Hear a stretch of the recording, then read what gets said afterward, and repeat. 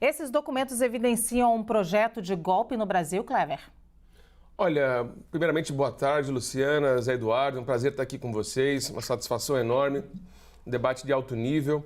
Olha, é preciso que se faça uma investigação bem detalhada sobre esse assunto. Porque, veja bem, quando a gente fala em crime de golpe de Estado, a gente tem que se remeter aqui a uma legislação recentemente editada, que foi a Lei 14.197, que alterou o Código Penal.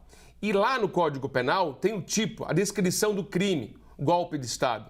Está lá escrito: tentar depor por meio de violência ou grave ameaça o governo legitimamente constituído, reclusão de 4 a 12 anos, além da pena correspondente à violência. Por que eu digo isso? Porque a questão envolve a eventual prática de violência ou grave ameaça. Por si só, a existência de um documento evidenciando uma tentativa de golpe não se amoldaria a esse tipo penal, à lei, se não houvesse a violência ou grave ameaça. O órgão investigador, a Polícia Federal, precisa fazer a conexão entre os atos violentos, lá de 8 de janeiro, e a existência de eventual documento em porte dessa autoridade. Isso para capturar o exercício dessa atividade eventualmente criminosa que possa incidir sobre o agente político. Agora, a Polícia Federal, enfim, os órgãos de investigação precisam esgotar de toda maneira esses fatos para que enfim, chegue uma conclusão precisa sobre a questão, né? Muito bem, Zé Eduardo, os documentos evidenciam um projeto de golpe no Brasil. Boa tarde para você. Bem, boa tarde, Luciana. Boa tarde, doutor Clever. É um prazer estar com o senhor aqui. Eu acredito que quando nós começamos esse debate depois do dia 8, começou a haver uma afirmação de uma possibilidade de golpe de Estado que os fatos pareciam cada vez mais revelar. No entanto, alguns diziam que isso era uma conjectura, que isso era uma ilação indevida, que isso era uma fábula. Agora, a cada dia que passa, isto se confirma e, a meu ver, se comprova. Por quê? Evidente, não são papéis escritos, isolados que existem. Não é uma minuta de decreto na pasta do ex-ministro da Justiça, sozinho. Não é um conjunto de papéis agora localizados com o ajudante de ordem de Jair Bolsonaro. É um conjunto de situações que se interliga, que dialoga. Vamos lá. O que aconteceu? Jair Bolsonaro convocou embaixadores e praticou uma série de atos para dizer que aquela eleição não valeria. A partir do momento em que Lula é eleito, começam a se reunir na porta de quartéis manifestantes da base bolsonarista para cobrar uma intervenção militar. Jair Bolsonaro, em nenhum momento diz, não façam isso, vamos respeitar as eleições.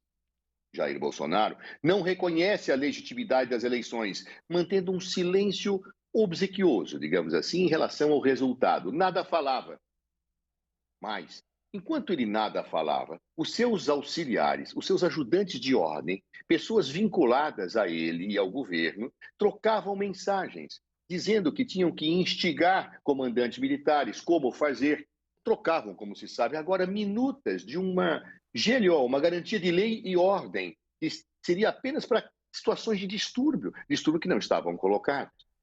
Além disso, daqueles acampamentos se seguiram algumas situações, como, por exemplo, uma tentativa de explosão de um caminhão-tanque perto do aeroporto de Brasília por um bolsonarista, justamente para criar um clima que talvez justificasse uma GLO. Da mesma forma, nós tivemos, diante de uma situação de uma prisão, uma invasão da sede da Polícia Federal e ônibus incendiados. Depois, tivemos uma mudança súbita do plano de segurança do Distrito Federal pelo ex-ministro da Justiça, então secretário de Segurança Pública, que permitiu que manifestantes inesperadamente subissem pela esplanada e fizessem aquele quebra-quebra no Palácio do Planalto, no Congresso Nacional e, efetivamente, também no Palácio da Justiça. Por acaso, Jair Bolsonaro planta uma mensagenzinha mais ou menos apoiando aquela situação que está dito e depois diz que foi um erro. Ou seja, é um conjunto de evidências que dificilmente não poderão guardar uma conexão. Parece claro que havia uma tentativa, uma elaboração de golpe de Estado.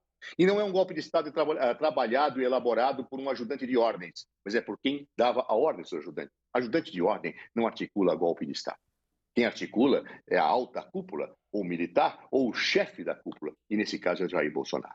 É evidente que a Sim. investigação tem que prosseguir, Luciana. É evidente que tem que prosseguir, mas as evidências são dificilmente desconstituídas diante desse quadro, em face dessa realidade que a cada dia mostra que tentava efetivamente se dar um golpe de Estado no Brasil.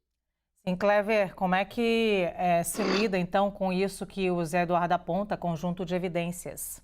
Essa é a questão que eu tinha falado no começo, porque o delito envolve violência ou grave ameaça.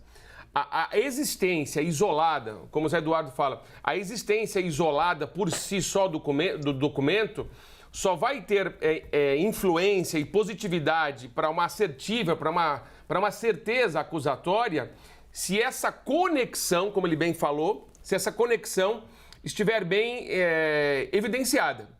Porque o tipo penal fala em violência ou grave ameaça. Nós até poderíamos pensar num delito isolado, no que diz respeito à descoberta do documento. Mas é um jogo de quebra-cabeça, Luciana. É um jogo de quebra-cabeça. E as pecinhas precisam ser encaixadas. E é importante que essa investigação seja feita da maneira mais criteriosa possível. Por quê? Porque na hora em que essa investigação chega na mesa do órgão constitucionalmente atribuído para fazer essa valoração, que é o Ministério Público, ele tem que ter, de maneira bem clara, essa conexão. Porque sem essa conexão, o delito, eu tenho aqui o delito do artigo 359-M do Código Penal, que é o crime de golpe de Estado, estaria comprometido. Então, portanto, eu ratifico aqui as palavras do Zé Eduardo, mostrando a importância dessa investigação para que ela não caia em questões meramente políticas. É preciso que haja uma estratégia. O órgão acusador, ele trabalha com estratégia, a polícia também. Então, é bom que se faça uma investigação que se esgote todas as circunstâncias, para que aí sim o órgão do Ministério Público possa encaixar a eventual grave ameaça ou violência com a existência do documento. Porque senão, do contrário, o 359-M do Código Penal fica comprometido. Muito bem, Zé Eduardo, como é que se encaixa então? É um jogo de quebra-cabeças, essas pecinhas se encaixam? É o que o Clever trouxe aqui pra gente. Grande concordância com o que disse o Dr. Clever.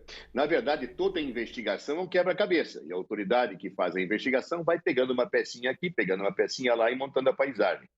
O que me parece, todavia, é que nesse caso a paisagem, que é o pano de fundo do quebra-cabeça, já está praticamente montada. É impossível não ter uma conexão entre situações. Ou seja, claro, tem que se aprofundar a investigação, vai ter que... há mais elementos, possivelmente, que serão descobertos, porque há uma profusão diária de novas situações. Então, eu acredito que mais coisa vai ser descoberta, mas que o quebra-cabeça já está meio montadinho, já está, para usar a figura de linguagem do professor. Ou seja, nós temos uma situação de várias coisas que se encaixam e que não se explicam sozinhas.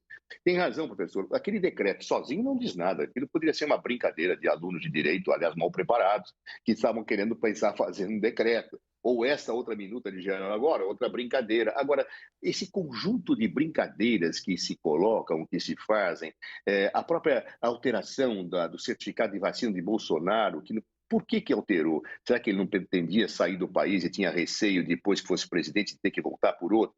Há todo um conjunto de situações que cada vez fica mais clara, que cada vez fica mais evidente, de que se tentava fazer um golpe de Estado no Brasil. E conta também, nessa perspectiva, a própria linha histórica do ex-presidente Jair Bolsonaro. Ele sempre defendeu regimes autoritários, sempre fez discursos dessa linha, e disse, quando era deputado, que se tivesse a oportunidade, ele mudaria o regime do país. Então, portanto, tudo isso se soma perfeitamente num contexto que acho que o quebra-cabeça está praticamente pronto para ser finalizado e ensejado o órgão acusador, uma postura realmente de denúncia em relação à prática desse delito.